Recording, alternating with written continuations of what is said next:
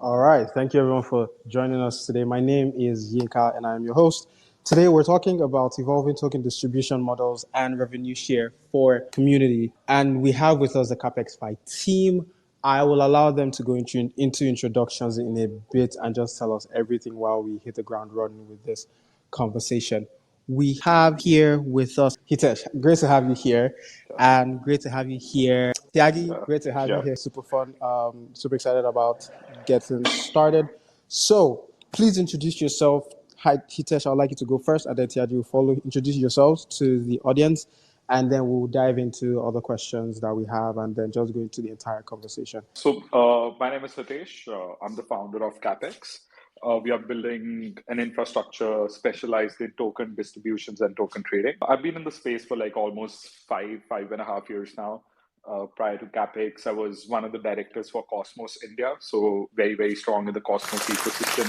And we guys were supporting, doing a lot of dev for the Cosmos chain and then all the early adoption in the Indian ecosystem and like some countries around it.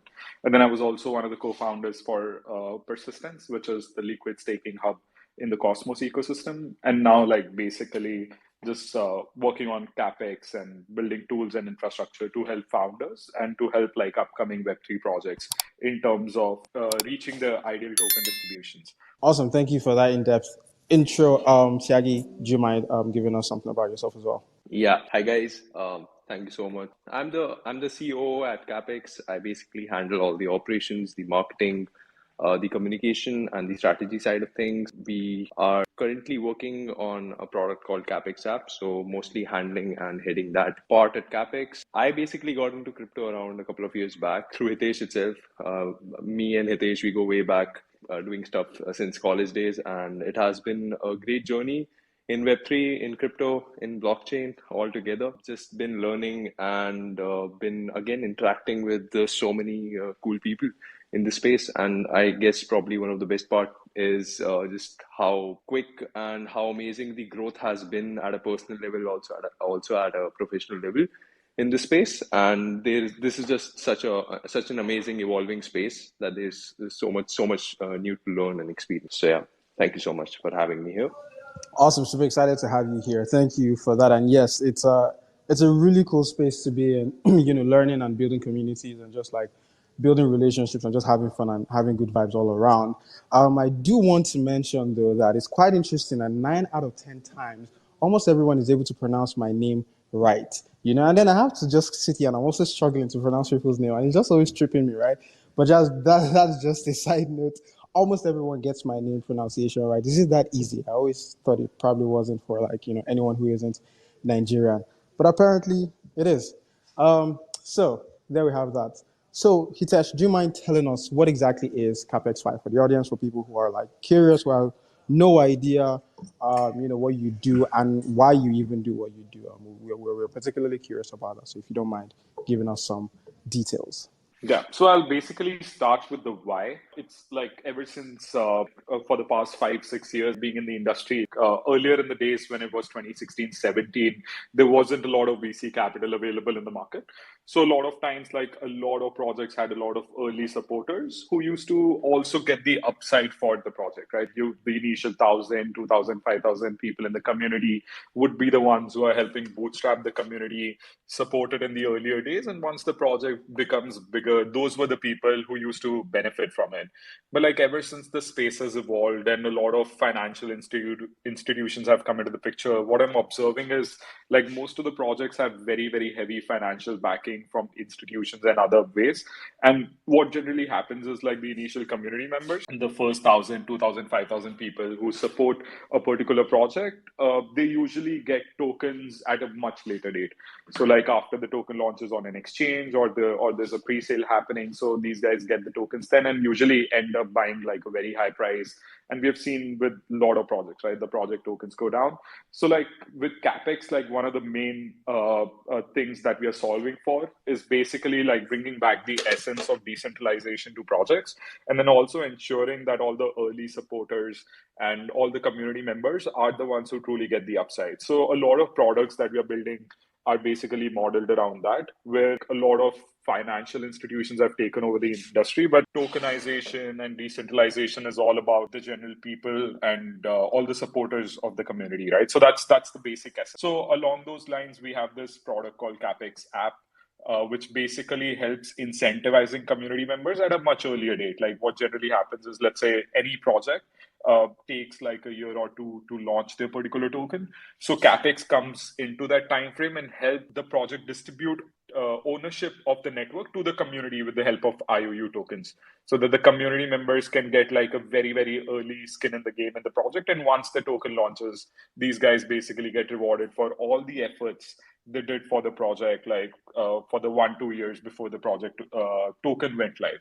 So like just working on like couple more products for the institutions as well, where institutions can basically work with other institutions in terms of generating liquidity for their positions, and rather than waiting for token unlocks to just dump on the community. So overall, just trying to like build products for the space and ensuring that the community is the one that gets the upside, and they don't really get tied up in a lot of these financial activities that take place in this industry. So, yeah. Yeah, no, that does make sense. One of the thoughts that comes to mind is, is it interesting to lay the claim that Web3 as an ecosystem has, to an extent, gotten greedy as far as like the financial incentive goes? So this is like, we can take this a couple step backwards to even founders, right? And no jab to founders. Obviously, there is need to build stuff and yes, make some money from it. There is no issues there. It's just pure capitalism, and I think that is fine. Business is business. However, though, I do think to an extent right now, with, like you said, institutional financial institutions coming in to fund these companies and these protocols, we then happens to be the case that these protocols and these DeFi initiatives are using the community they build to just, exit as soon as possible, right? As opposed to building for the community, right? They just build for like, oh, we build something that works and then we just sell and we get our money and we move on. Or sometimes for some unfortunate individuals, it happens to be the case that they are victims of rug pulls, right? So it might be interesting to lay the claim that, Web3 as an ecosystem, and it goes beyond Web3, but we'll focus on Web3 here, in this constraint wall garden, has gotten a bit greedy, and then people are way more interested in how much money they can make as quick as possible, as opposed to how much impact they can make. No, absolutely. I think so. That is something that happens with every single disruption cycle or every single innovation cycle, where like a lot of speculators just come in. Like for example, like when the dot-com bubble burst happened, like Amazon stock fell down 95%. Right. So a lot of people who were early supporters of Amazon back in the day, who bought the Amazon stock, like have never even thought of like something like that happening, right? A stock basically falling Right. down 95%.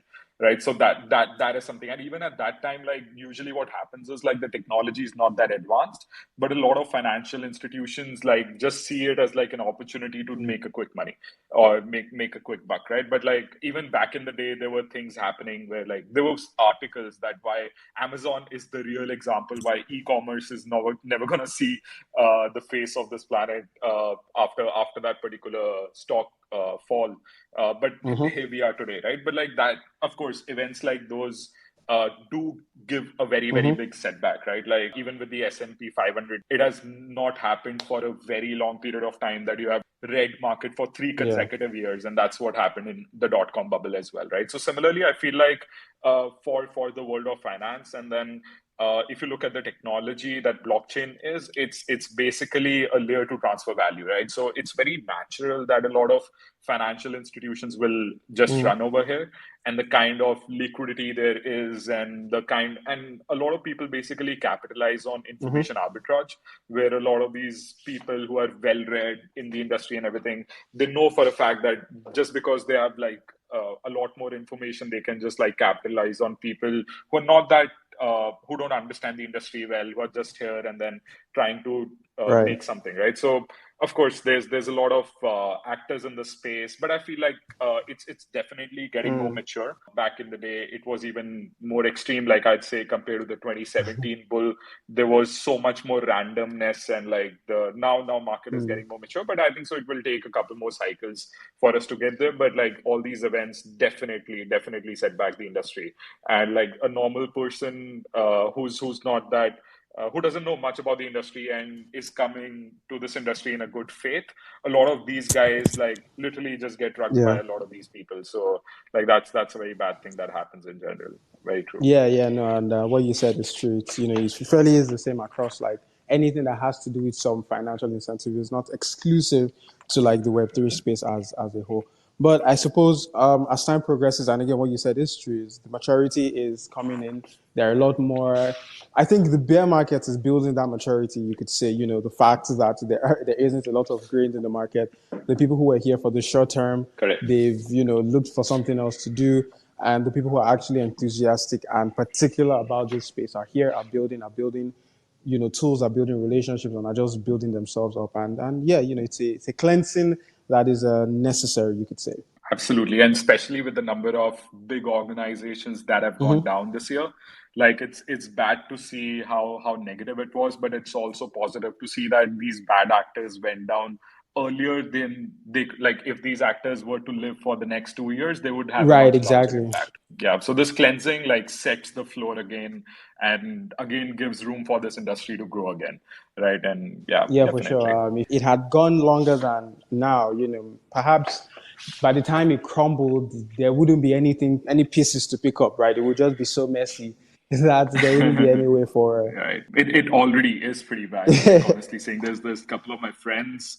There's one friend I have, and I was telling my team about it as well. Like, so this friend of mine has been trading crypto for like 7 years now, and he had his entire portfolio that he made for the last 7 years, and a couple of friends' capital as well. Like that, he was managing everything in FTX.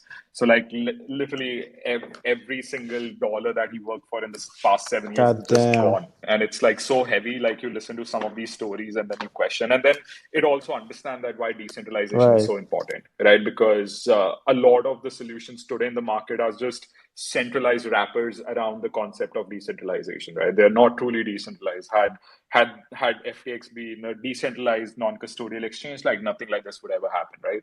So events like this also create a need for the market, and like people will start asking for this as well, where we truly adopt decentralized solutions rather than having like centralized providers trying to provide services for this decentralized world. So that's there. Yeah, no, that is a very, very sad story, and I do agree that to an Yeah. extent, having an actual decentralized exchange, actual decentralized solutions across the board will mitigate some of these issues, most of Right. these issues, and perhaps a decent amount of, you could say, regulation even in a decentralized ecosystem, because we've had decentralized exchanges and perhaps even decentralized tools or protocols or projects that have Right. just rogged people because of decentralization, right? So it's a double-edged sword, right? We have Right. decentralization that gives power to the people, and decentralization that gives power to the people to, do whatever they want and they can, in terms of, Correct. rogging people and just taking funds and stealing from people essentially. And so I do. So that is an interesting Correct. point, right? We can just talk about that for a sec. What are your thoughts on regulation, and not centralized regulation, but some form of regulation that holds people accountable? Holds builders, developers, engineers, protocols and exchanges, decentralized and centralized alike, accountable for funds, Right. resources, to ensure that you can, no matter how. So it's like so we're going to move away from don't be evil to can't be evil, right? So like you just can't be evil because there are these Right. structures in place to prevent that. So what are your thoughts on regulation? Right, right. So I feel like if you truly completely decentralize solutions, right? Like these are solutions which will be self-sustaining solutions, and they wouldn't have any real world interference or real world impact of anyone. Like for example, if you look at Bitcoin, right? It's one of the most decentralized solutions out there, and regardless of regulation, regardless of anything else, like Bitcoin is Bitcoin, right? Like nothing matters.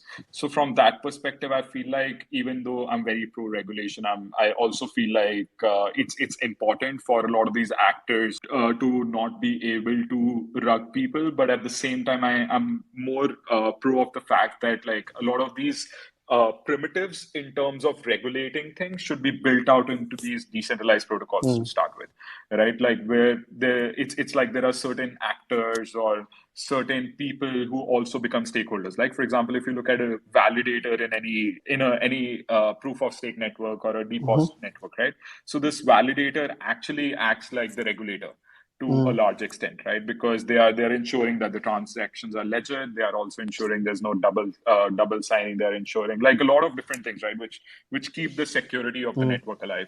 So in that kind of a scenario, having like a third party have some sort of a say or a control over something like this, like again, like it has to be built in a way how validators are chosen today. So I think so a lot of this regulatory stuff can actually be coded into the primitives of the protocol in terms of ensuring like these particular bad actions are not possible or shouldn't be possible. I think so like that is one approach, but over a period of time I also feel like the right now from a timing standpoint it's very early and there's a lot of room for like 1,000 new projects to come, but after a point in time certain projects will become so large that they will become the new meta. Like for example, rather than people now building their own layer one infrastructures or scaling infrastructure, they'll just go to Ethereum and then just use the security that Right. Ethereum has to follow. And then there'll be a lot of security primitives there already, right? Which will make sure that okay, even for DAOs, there's like a mechanism where the people controlling the multi-sig account just can't withdraw this much, right? So there's checks and balances and more structures. But having to do with the conversation where I feel like centralized authorities and governments and regulators, it's very hard to imagine these guys getting control over these decentralized infrastructures or these guys making an impact until unless they decide to run Right. validators themselves, right? So I feel like validators are literally the auditors of tomorrow, right? All these big four companies, like what their primary job is like just making sure things are in order, there's proper reconciliation, there's proper audits. But like in a network where validators play such an important role, I feel like tomorrow, once the government authorities and agencies realize that, they might as well also become validators to ensure that regulation is in play and then there's certain order in play, right? So, and one thing is like, and it's the beauty about decentralized network that you could actually bake in things to an extent that there's no clash at any point in time, right? For example, there's no case that happens on Bitcoin that this person did a fraud Right. on chain, right? Like it's usually a personal scam where social engineer, but the tech was never Right. Right. compromised, right? So I think so you could build that fully complete solution with these entities involved, but they're getting to know like what's going on. Like one step could be like, let's say just KYC wallets to start with, right? Like I think so certain regulators will go for that and everything, but that's another conversation, but we'll see. Right. Yeah. Yeah. No, that is interesting. So like to an extent, for there to be so regulation from the regulation angle, it is power to the people still. So the people in this ecosystem are the one who will build infrastructures to regulate other or everyone in this Correct. space to ensure that okay, there are no bad actors, and if there are, here are the consequences. Because again, it is decentralized, and even though regulations are would be nice to have in place just to prevent relatively new people into the space from getting rugged, from all of the interesting things that they do, and again, so there are Correct. regulators. There is the regulatory approach, and there is like the protocol or DAP approach, which is one of the things we do here at the DAP is to build tools and infrastructure to educate the community that okay, hey, before you invest into this particular protocol, you might want to check what the community is saying about it, and from then you are able to make a much more wiser decision, which is one of the ways this problem can be solved amongst all of the other ways, right? And so those are many interesting approaches that we will be taking as time progresses. That is interesting. So heading back to like Correct. token distributions and like all of the really cool stuff we're talking about today. I want you to tell us about the like origin of token distribution. Like where did this whole thing start from a Web3 standpoint, right? So Right. just give us like a rundown and how the vision for Right. Capx Fi came into that, if you don't mind, just like putting that in there. Sure thing. So basically, like if you look at most of the strongest networks, like let's say Bitcoin being one of them or Ethereum being one of them, like one of the primary role for that particular token, let's say Bitcoin token was to incentivize certain actions within the Bitcoin network. And the way they structured that incentivization was that okay, for keeping this network alive or for supporting this vision, you just have to become a miner, and the only way you get rewarded is in terms of Bitcoin, right? right? That's the block reward you basically earn, right? So similarly, there was nothing like that. Okay, this was the supply, and then this percentage will be allocated to this team, this percentage will be allocated to this person, or things like that, right? So Bitcoin started with a very truly decentralized ethos that where people are rewarded for only and only actions that contribute to this particular right? So similarly, even if you look at, let's say, other projects that came after Bitcoin, like in very early days, a lot of them had the same mindset when they were growing, right?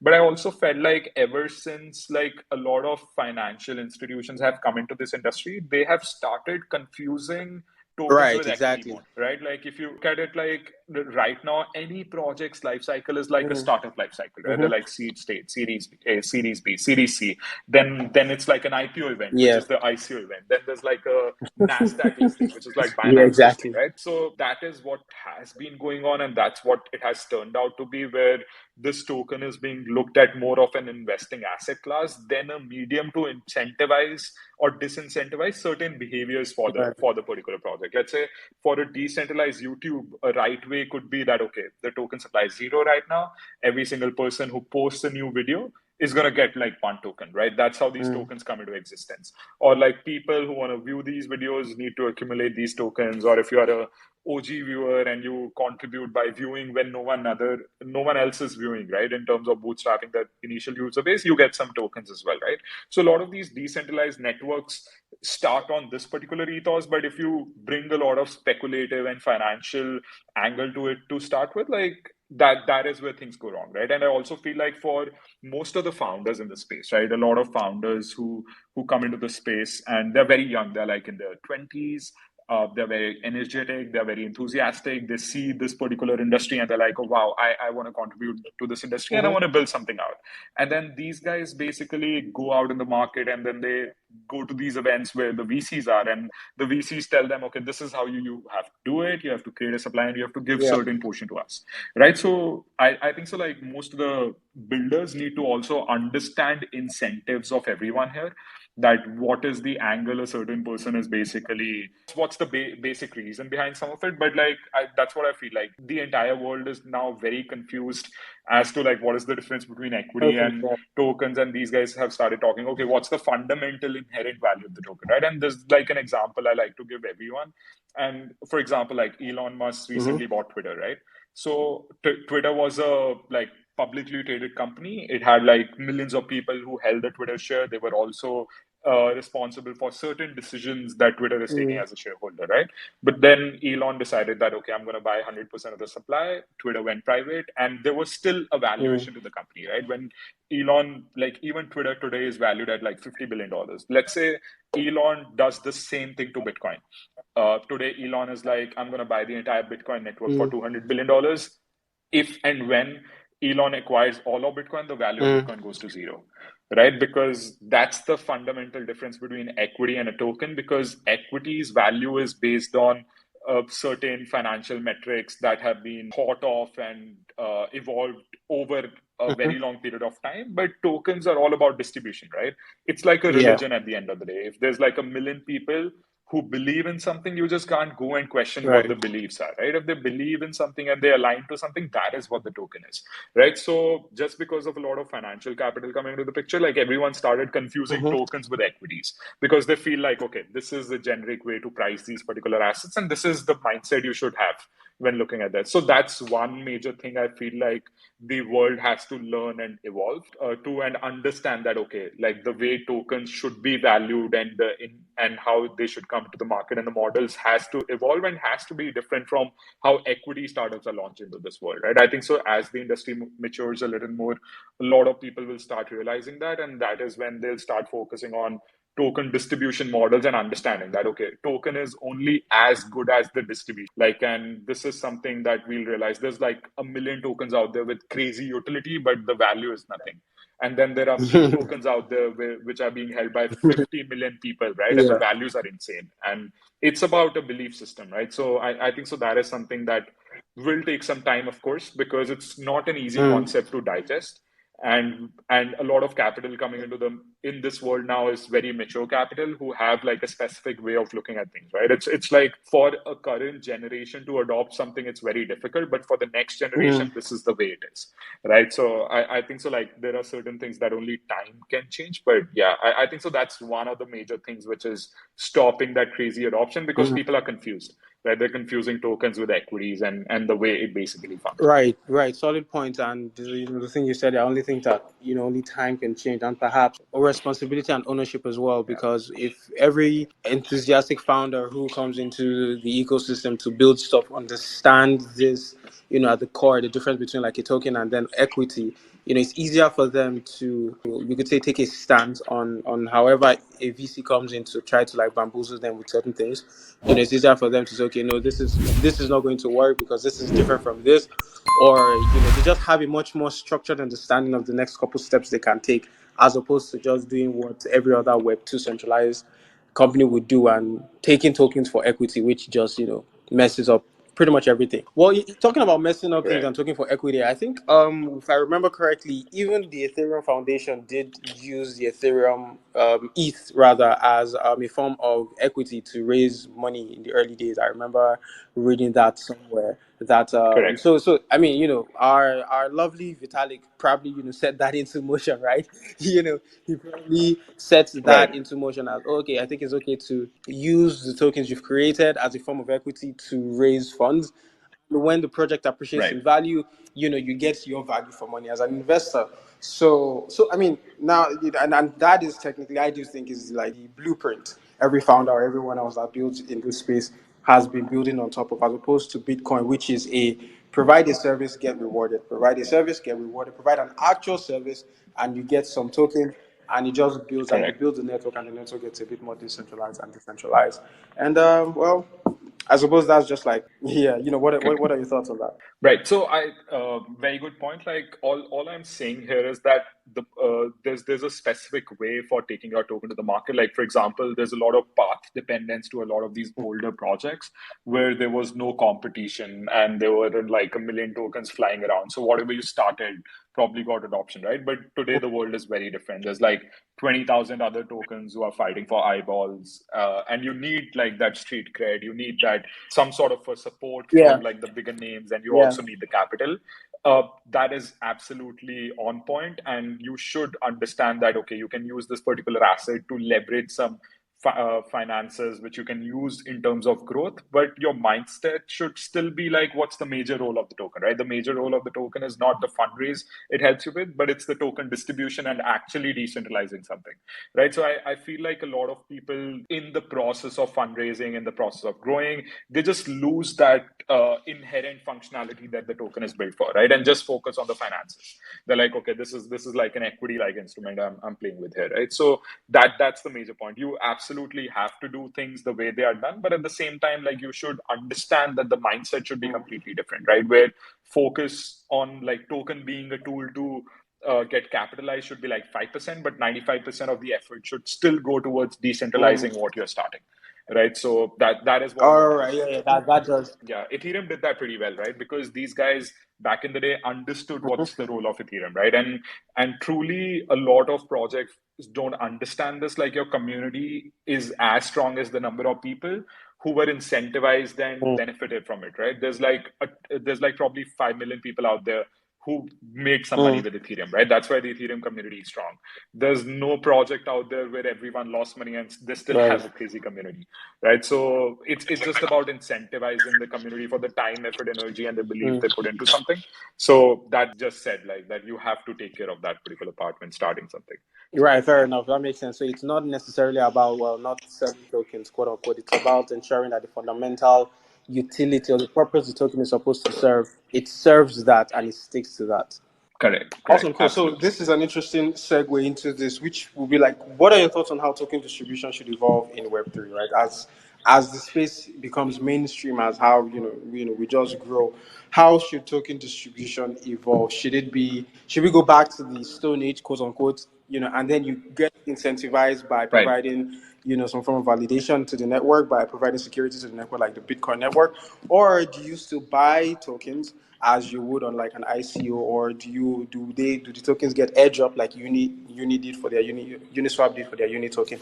So how should token distribution evolve as space progresses? Right, right. I feel like there should be a little bit of everything. Like there's, of course, like for getting a project from ground, there's like multiple stakeholders involved, and there's different ways these stakeholders can basically get into supporting the particular project. For example, validators have to set up like proper DevOps teams. They have to get the infrastructure going, and they need to be incentivized for that. Like so, validators will should be incentivized with some token supply. You need to have like let's say thousands of early users who should be trying Mm-hmm. out what you're building, giving feedback and helping the product evolution as such. So those should be incentivized while doing all of this. Let's say there's a core team which is managing and supporting the project in the early team, and there's like some contributors. So there's some expenses around that. So you can of course fundraise as well. I think so. Like that is all fine. There's a lot of different models and percentages that can be allocated. But like one core thing that I believe should be very is going to be very important going forward is the transparency Right. around everything, right? Because what happens right now is that people just bet on a project saying that okay, six top VCs put money into this. They never know like, oh, 60% of the supply is with Right. these VCs, Exactly. right? And then these guys have a fiduciary responsibility to their LPs to give Mm-hmm. cash back at some point in time, right? So like whatever notional gains a project has made in billions of dollars, like all of that has to be sold in the market. So I think so that transparency layer is not there right now. And I've seen like a lot of people basically capitalize on this practice. Like in equities, what generally happens is, let's say if I'm raising capital from you or from anyone, like there's like proper structuring as to what my cap table looks like, and then I have to document that, register with the particular government I'm registering Mm-hmm. the company in, right? So any new investor can clearly see that okay, like these are the people on the table. This is how much money they have put in. This is transparency. But in crypto projects, that generally doesn't happen, right? A lot of times, like people will just raise, let's say, $4 million and just tell the world they've raised, let's say, six or just two, and different deals at different prices, while the community never gets to know about any of it, right? And there's so many side deals that happen and everything. I think so. Like one thing that is really important going forward is like projects who are ready to provide that transparency and then ready to show a picture of what the entire supply looks like, because most of the people just know that okay, it's just 5% of the float is trading in the market, 95% is vested Mm-hmm. over a period of time. But who are the people who are holding that? How is it that going to come in circulation and a lot of that? So I feel like while you do what you need to do in order to bootstrap the network and take it off the ground, a lot of the transparency will basically help in terms of pricing the asset better for your contributors and supporters to understand what they're getting into, and then like set those expectations for this project to grow, let's say over a period of time in a Mm-hmm. very sustainable fashion, right? Rather than having that initial hype train where every project peak is the first 3 months, and then it's just like six years of gradual death because there's Yeah. sell pressure over and over again, right? So I think so it's just the lack of transparency, because like markets work on Mm. information arbitrage, and information arbitrage is like the highest in crypto because no one Right. has any information, right? So I feel like that is where token distribution models are going to evolve. That of course different projects will have different strategies. It's very random. It's like, for example, if I were to do a gaming project today and I were to incentivize certain people, I'll be like, okay, you guys just sign up with your Steam account. The number of hours you have on your Steam account will be equivalent to the number of gaming tokens you get, right? So you are incentivizing, let's say, work in the past to the right stakeholders, right? So there's this different ways. But if I were to do something else, let's say I were to create a decentralized Uber, I know for a fact how capital intensive it is, right? And the drivers have to run the families. So I need to give them Mm. dollar incentives, right? So I might try raising a lot of capital and then incentivizing that early bootstrapping of the network, right? So it's different token distribution strategies for different projects. But yeah, that transparency is a must. And that is where I feel like the industry is lacking right now. Right. So it's about the transparency. It's about letting the community know where the money is going, where the money is coming from, and how much of it is in circulation, and how much of it every other person has. That is true. They set expectations, right? It just Correct. helps everyone. Okay, no, this does make sense, but like it's too risky. It's too centralized. There is so much capital with one person, and I don't think I'm Correct. comfortable with that. And then choose to skip on that or choose to invest regardless. as opposed to, having those really nice fancy banners on the websites, like, oh, we're backed by a ton of people, which is Correct. fantastic. But like, how far backed are you backed by these people, right? Give us some context, so we're able to make Correct. really wise Correct. decisions. Awesome. So now let's talk Correct. about like revenue sharing, right? So why exactly should token Yeah. holders be incentivized to hold the tokens? And let me just back it up by why I'm asking this question. It's like, Yeah. say I bought Ethereum back in 2015, right? In the ICO, I got a massive amount. Why should I get a piece of the revenue that the Ethereum Foundation makes, for example, when, fast forward 5 years later, I could sell one of those tokens I bought for like quarter of a dollar for like over $2,000, when I have been incentivized in and of itself by just participating in that, what would you call, rather wise financial investment. So why again should Yeah. an individual then get a share of the revenue for making that decision? Right. I think so. Like that question is very similar to like how real estate operates in this particular world. Like there's too many people with sitting on a lot of real estate that's appreciating in value anyways, and very few people are using the real estate or leveraging the real estate for cash Right. flows. Right. So I think so revenue share or dividends, this is like a terminology that comes from the stock Mm-hmm. markets. But one thing to recognize is that like a lot of pricing models around equities have been fine-tuned for decades, right? So there's like very optimal distribution when it comes to, let's say, the pricing of the asset or the underlying revenues around Mm-hmm. it. Whereas like in crypto, if you look at like, for example, let's say for some of the biggest networks in the world that are valued at $10 billion, the total earnings for the network today is like $300, right? So there's like a very, very large mismatch in terms of revenue sharing, or let's say whatever underlying business that these tokens are creating, because a lot of these tokens are very overvalued as well in terms of betting on the future. Right. And that's basically, it's like a free market. It's people who have decided to give that particular value. But I feel like for a lot of new people, like let's say people in their 30s, people in their 40s, who have like 50% of their savings in the stock Mm-hmm. markets, like for them to start getting into Web3 and start understanding if like revenue share is something that they understand, Right. right? And once they come into this industry, they're like, what is this dividend, right? I'm making like 0.306%, right? So they get very disappointed with this. So I feel like overall, I think so revenue share, it's a term that we shouldn't encourage that much in the industry right now, because it sets an expectation that none of the projects truly have been able to support, right? Like even if you look at the Bitcoin network, it's the largest network in the world, but the financial fees that the network generates is still lesser than some of the dApps as well, right? So I feel like we're very, very far away from a period where, let's say, if a project is valued at $10 billion and like, let's say, $2 billion in revenue is being generated, right? So that kind of financial activity, we haven't reached that. So for the time being, I feel like whatever the appreciation of asset value is there, like that is something that could be like a good expectations. But revenue share, I think so, like honestly, looking at numbers also over the past 10 years, it's a very difficult one. But like of course you could have very other interesting mechanisms to, like, let's say, incorporate revenue share. So rather than, let's say, incentivizing and distributing these the revenue to the community, you could just do a buyback with that and then burn the token supply, Right.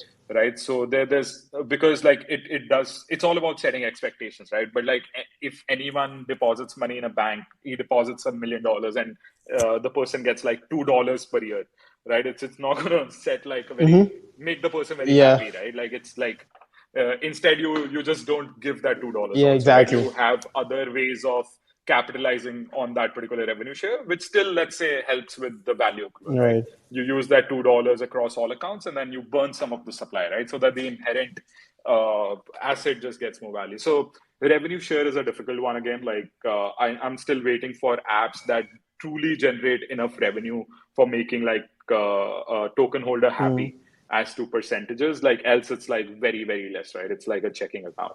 So yeah. Yeah, no, because again, while I was asking that question and while I was thinking about it, it's Yeah. like, let's say again, use back to the Ethereum example. I bought Ethereum and I held, and assuming Ethereum had implemented the revenue share way back when, like since day one, I had Yeah. been incentivized for holding, again, might have been a massive amount of money.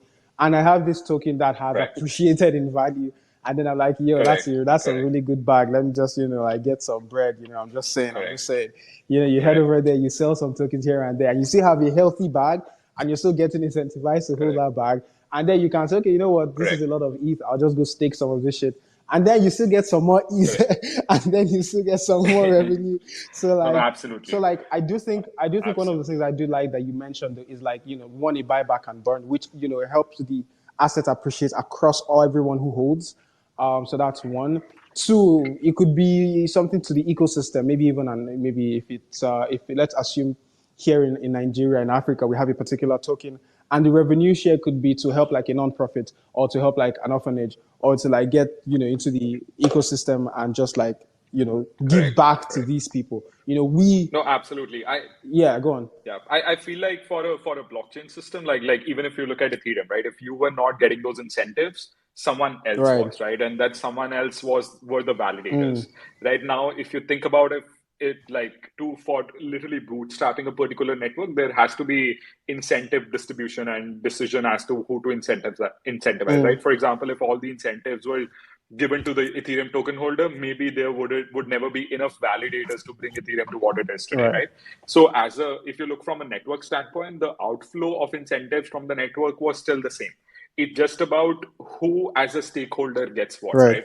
And a lot of times there's like a lot of other stakeholders than just the token holders who also need to get incentivized. So it's just a fair balance, right? Like a lot of these new DPoS chains, what Ethereum is moving to now, right? Proof of stake. There's going to be inflationary rewards that will basically go to these validators again, right? So it's about like what percentages go to whom. But I believe in the early days, like those incentives can be given to, let's say, other stakeholders to bootstrap the network, because there's a lot of work that needs to be done to bring a network up, rather than just, let's say, sitting on a particular asset. So, yeah. Yeah, fair enough. Fair enough. Oh, so my question then will be, how exactly and what role does Capex 5 play in like revenue share, and how do you support communities and projects to facilitate this future that we are building as a decentralized ecosystem? Right. I like Weber Tyagi to take that particular one. Oh, okay, awesome. Tiagi, let's hear you, sir. Yes, sir. Yeah, so I will focus specifically on one of the primary use cases that we are currently building towards as of now, and which is like for every project which has in plans to launch a token, it usually has, like, broadly speaking, three phases that they are in. One is like a pre-token.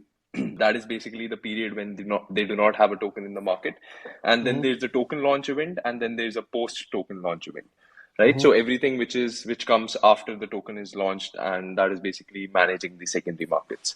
So as Hitesh talked about how we need to create these communities which are self-sustaining, which are starting from a place of contribution, in which the initial community, the early community, is contributing and participating and getting their fair share part of the project as they are involved in that process. And that is one of the primary use cases that we are currently focusing on, and that is what we call like a pre-token stage for any project. What we have introduced right now is something called IOU tokens. Okay. And these IOU tokens is something like, for example, if I'll take Capx example itself. So if we were to do a token launch, let's say in the next 6 months, and we have a community which we want to involve, which we want to give some skin in the game, which we want to incentivize for their contribution and participation, since they have been attending the AMAs, helping us with bug bounties and whatnot, right? All the current solutions that we see in the market mostly revolve around either liquid incentives, which are USDT rewards, DAI rewards, Right. rewards which basically community can take and then basically use those. There's nothing wrong with that. It's just that it's difficult to really build a community which is like loyal to your project and stays with you till the token launch happens, right? And which is also fair from a community standpoint, that they'll obviously take whatever incentives they can for their contributions, and they would want to use it. So the thing which lacks in this whole process is that there is no skin in the game that they're getting. And that is one of the key reasons why your team, which has some percentage of token allocation to it, like your core team, your initial 5, 6, 7, 8 people who are like part of your core team, are willing to go that extra mile because they feel like they have a skin in the game, right? Right. So They have a that's stake why in the business, you could say. absolutely. And that is something that most of the projects fail to achieve with their early community, since they do not have a token in the market. And the like one of the novel solutions to this problem that we have come up with is something called IOU tokens. And these IOU tokens are basically tokens which the project can generate specifically for their community in order to incentivize their community for all the contributions they do. And these IOU tokens can be redeemed for the actual token when the actual token launches. So each IOU token is redeemable for a certain number of actual token, and that is the idea, that even though you do not have a token in the market, but let's say you have 6 months, 8 months to the token launch, you can create these IOU tokens, you can start distributing these IOU tokens, and the Right. reason why a community would basically stay with you, even if it is 1,000 members or 5,000 members, they would stay with you till the token launch because they hold these tokens. And these tokens, since they cannot be at least at this point of time, they cannot be bought, they can only be earned. So there is no capital invested from the community perspective. These Right. tokens are basically, they have to earn it, they have to follow you, they have to attend your Twitter spaces, they have to attend your events, XYZ. They have to write blogs for you, XYZ, whatever like you would want your community to be involved in. You want them to read your docs, go through your tokenomics paper, maybe even help you getting more people in your community, right? So all these different activities that you would want to do with your community, instead of giving them liquid rewards, which, as we have all seen, that aren't very good incentives to hold on to, for the community to hold on to for a longer period of time. But giving these IU tokens basically gives them that skin in the game feeling, and they feel more connected and bonded to the project. That is what we intend to distribute through our product, which is like a Capx app, which I slightly mentioned initially while introducing myself. And Yeah. that is the whole idea that we are working with. We just today, a couple of hours back, did a beta launch to that. Yeah. It's our product Capx app is it's in the private beta, and we'll be in the next few weeks doing a public beta and opening the app to the world. Awesome. I was going to ask for some massive alpha on the Capex app. Are there any other alpha you're hiding up on your sleeve that you're just keeping away from the team? You can share. It's a safe space. It's a safe space. Anyway, I do appreciate Yeah, the IOU token initiative. That way again, the fact that the community do not have to buy the token and then like speculate on an appreciation of value, they earn them, and then obviously when the token is out, and so this is actually quite interesting, right? Because when they earn it, it is in their best interest to do everything they possibly can to make sure that the token is, mainstream, or the project is mainstream enough to drive massive capital in when the token launches. Because again, they already have certain value, in their pocket, and they can sell for a higher price, assuming, obviously they want to get some capital, some profits based off of the hard work they've put in. But because they've earned this absolutely. token, Yeah. they do their best to sort of like get that out there. Absolutely, absolutely. Yeah. That's also the idea. That one of the strategies that a lot of projects adopt is like airdropping to different communities which hold certain tokens in their wallets and all that.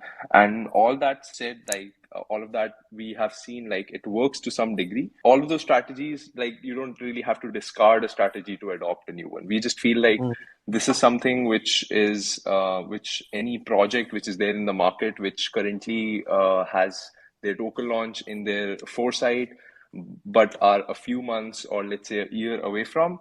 This is a platform where they can very well build communities and basically not focus on vanity metrics like how many followers they have on Twitter, stuff like that, but Right. focus more on like actual real users for their product, actual real people who are interested in whatever they're offering in the market, and have that audience, like even if it is 2,000 5,000 people, actually holding IOU tokens, and that also builds more trust whenever you're doing a token launch, whenever you're raising funds from an investor.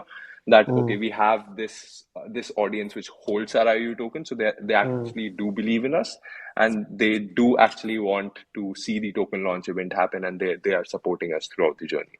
So that is Right. kind of also like we feel like a very pressing issue in this space. Like if you really like minus down all the noise, there are hardly any lot of genuine projects with genuine communities. So this we feel like is going to help us bootstrap all that growth for communities who are wanting to do a token.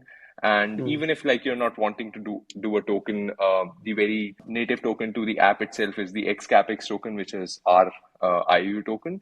And we are also inviting projects to, if you want to build a community moving forward, once we have enough number of users, once we reach that escape velocity, we'll be able to invite communities and make them utilize those Capx tokens, so that even if, let's say, a project do not intend to do a token, they can utilize that. Yeah, awesome. Makes sense. So, you guys heard it here first. If you're like building a community, first off, again, we here at the Dap Place, we do something pretty similar to what, the team of our Capex Fight do. We help you get your stuff, your product, just make some noise to everything you're doing to the community.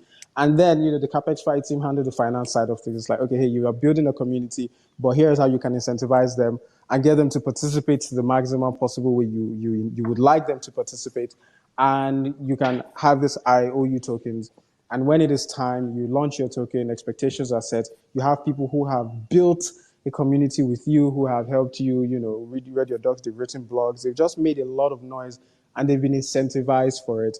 So again, if you're interested and you would like to explore this really new way of building and distributing tokens, you can follow the Capex Fight team and just like DM them and ask really, really, really interesting question. I'm sure they'll be more than happy to attend to all of that. Thank you so much, Tiagi, for that in-depth explanation. Thank you so much, Inga. Thank you so much. Sweet. So we're just rounding up real quick, and I'm pretty sure like there are some interesting things that excite both of you about Capex Fight. I'll ask both of you this question so you can just like give me that response. So Hitesh, what is one thing that particularly excites you about like Capex Fight? And like I actually went to the website and it's dead as different from when it was like 2 days ago when I was trying to research you guys.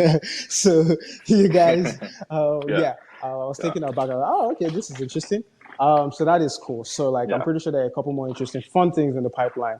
What excites you the most? Yeah. So we have been working on it for quite some time. I think so. Like even that is not on the website right now. But like another thing is going to be like Capx is going to become one of the leading Polygon supernets as well, and we will have our own dedicated infrastructure in terms of ensuring that all the Capx products have the dedicated throughput and scalability available. Right. To them. At the same time, another thing is like there's this technology that Ernst & Young has been working on for some time. It's called Polygon Nightfall. And then Polygon basically started, it's called Nightfall, and then Polygon started working on it. So there's like hundreds of people who have worked on it, tens of millions of dollars that has been invested in that technology. And that basically enables a privacy element to on-chain transactions. So that is something that we guys are very excited about. And Capx is going to become one of the first implementations of that technology as well. So that all of that is in the pipeline, and that's some alpha. Let's go. On the website. Yeah. And so like been doing some very, very deep tech work, and a lot of documentation is coming around it. A lot of work is going, and that's now that the Capx app has been launched. Now we'll be launching a version 2 as well, like based on the feedback we have received. Like we started with a 50-person alpha testing group, and it grew to like 300 because of all the referrals that these guys brought in, and there was so much feedback that we got. Like even the tech team was not able to cope up, honestly. Wow. And then like very, very grateful for the community. Like literally, like we were having comments like, "Guys, it's been 24 hours. Can you please fix this Twitter element?" And then and the tech team is like, "Oh wow, we are already working on this bit." So like very excited about that now that, let's say, this app is out in the market, and like we'll, of course, like large part of the team is going to work towards helping other projects achieve like token distribution Mm-hmm. for the early stage communities. Like while the deep tech team is going to work on this, some of these amazing technologies, and then bring that out to the world like in the next couple of months. So that is something I'm like really excited about. The entire ZK part of it, and the entire privacy layer. Like Mm-hmm. institutions will be able to transact with other institutions on an order book exchange Mm-hmm. without actually having a lot of with having a lot of abstraction of details as what is required. So pretty excited about that bit. Awesome, sweet, awesome. Looking forward to that. Sounds exciting. So, Tiagi, what about you? What that one thing that particularly excites you that you're looking forward to? All things considered, that it's not the same exact copy of what Hitesh just told us. Yeah, so I think Hitesh didn't leave a lot of alpha for me to really reveal. I think that's as I alpha just as got it gets. excited, man. I was so excited when I saw that our amazing CTO is on the call as well, Aditya. And I'm like, come on, guys, like, let's do it. Awesome. Uh, yeah, Yeah. but Yeah, yeah, Tiago, sorry. from like what is something that really excites me in particular would again I would like to just echo the same thing that I said earlier. It's like Capx app is something that we have been probably working on for the last few weeks. Like the whole team Mm-hmm. has been dedicatedly putting in hours, and there's a lot of thought that we have been putting into that product. And I think it will be very Mm-hmm. interesting because this is like the very first product of ours that we are going with the B2C, and we'll be directly touching to the customers. We'll be directly talking to them, interacting with them. And as Hitesh said, right, those that number of 50 grew to almost 300 people who were like testing the app, and that was like really good to see. Like even if it is a lot of criticism or a lot of positive feedback, it's just encouraging to see when you actually build something which a lot of users are using, because you know that is something Mm-hmm. which is trying to solve a problem in the market. And Yeah. we are just like excited to just apply more game mechanics to it, improve Yeah. upon the product UI UX and all the user behavior analytics that we can put in, just to bootstrap even our own community, so that we become like the very first successful use case Mm-hmm. of the product, and then yes, like bring in as many communities as we can onto the app. Awesome. Let's go. Awesome. That's really cool. So we have practically gotten to the end of today's session where we just went into a handful of topics with Hitesh and Tiagi from the Capex Fight team. Thank you again, guys, for joining us and just like indulging us and joining us in this conversation. So I'm going to assume that there were no questions, which is fantastic. Again, you can DM these two amazing gentlemen to my side, and they'll be more than happy to respond to any queries you might have concerning like revenue sharing, token distribution, how exactly CapexFi work. And if you missed the earlier intro where we asked what is CapexFi, I'm sure you can like DM them and they'll be more than happy to respond to that. Now, young men, do you have any final words, thoughts, like things that you'd like to say essentially? I think so. We covered most of it, but like very excited to be in this space, and then just meet a lot of people with great vibes, great energy, Mm-hmm. who are dreaming big. In fact, in order to change certain paradigms that the Yeah. space has to offer, like literally, like uh, if you go back 10 years and imagine like one of your, let's say we were kids back then, and our parents didn't give us any money, and we're like, okay, we'll just make our own money in the future, right? Like that's what the world has come to now. Right. Like so Exactly. it's like a world apart. Never had I dreamt of like this industry or things going this way. But like honestly, super happy that I gotten into it, like at the time I got into it, like because every single person I meet in this industry is so special. Mm, Everyone has such a different story of how they got into the space, and mm, it's so positive and so energetic to just keep on meeting more people who are wishing the best for the industry, and then also contributing for the same, where all of us people are doing our small efforts in mm-hmm. terms of taking this entire industry forward. So like very excited and also blessed to be in this space and to meet like all these amazing people here. So yeah, that's Awesome. Thank you so much. It is an exciting time to be around here. It's an exciting time to be alive. It's an exciting time to build in crypto and to meet amazing people, like you said. So, on that note, thank you so much, the Dapplis team. Thank you so much, the Capexfy team. Thank you so much to my colleagues who just joined in and joining on this conversation. Thank you. Super excited to have you here again. Can follow Hitesh and Tiagi. If you have any Capx related questions, if you're curious about what we do at the DAP, please feel free to follow that cute looking owl to my left. And you can follow me as well. And you can follow Parag. You can just, interact, follow people, and just like DM people and have fun, And we should just see how everything turns out. Thank you for joining us. I hope you have an amazing morning, evening, noon time. If you're about to go to bed, take it easy, get some rest, and we'll continue the grind the following day. Thank you for your time and take it easy.